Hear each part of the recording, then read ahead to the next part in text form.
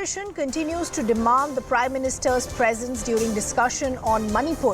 Union Finance Minister Nirmala Sitharaman has slammed the opposition, saying yesterday the Prime Minister had spoken, he'd given a statement on Manipur and had said it's a very sensitive issue. Let's listen in to what the Finance Minister had to say.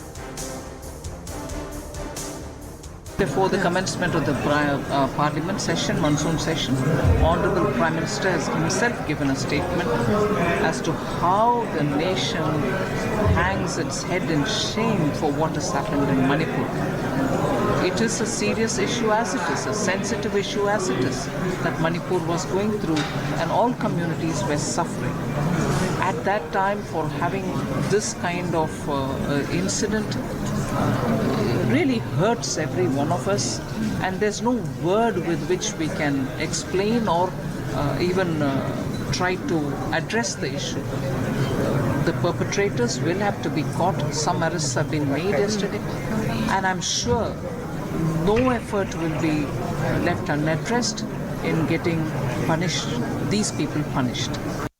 That's the word that's coming in from the Finance Minister Nirmala Sitharaman, who in fact is reiterating what some of our other cabinet colleagues have said, that the government is ready for a discussion as far as the issue of Manipur is concerned. And the Prime Minister has also spoken about it. He's of course condemned the horrific episode and has said that this is an episode that has shamed every Indian in the country. So what the union ministers are essentially saying, that it's the opposition that is trying to disrupt the proceedings of the House. Let's also now bring in our colleague and senior editor Pallavi Ghosh, who is joining us on the broadcast. Pallavi, while what Nirmala Sitharaman is saying is in fact reiterating what most of our other cabinet colleagues have said, that the government is ready for a discussion on Manipur, the opposition's criticism is it's coming too late in the day, and why is the Prime Minister not present inside the Parliament?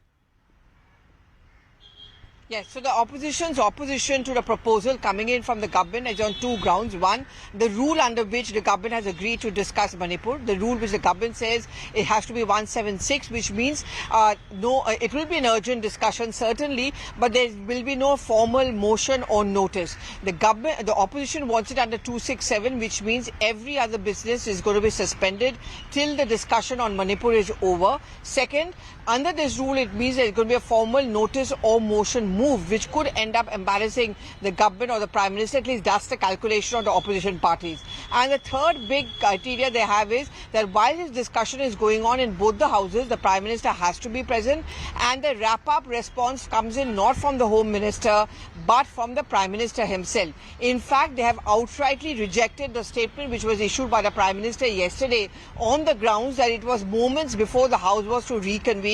Why couldn't it have been made suo motu inside the Parliament? Why did he have to do it to the media outside? So this is a kind of breach of privilege. It is here where we see that roadblock between the two sides, why both the sides are not able to work in coordination with each other. Both ready for discussion but on different conditions, and therefore I don't see any break in the deadlock between the two. Yeah, and taking on from what you're saying, Pallavi, you're right in suggesting that because there is a complete breakdown of communication between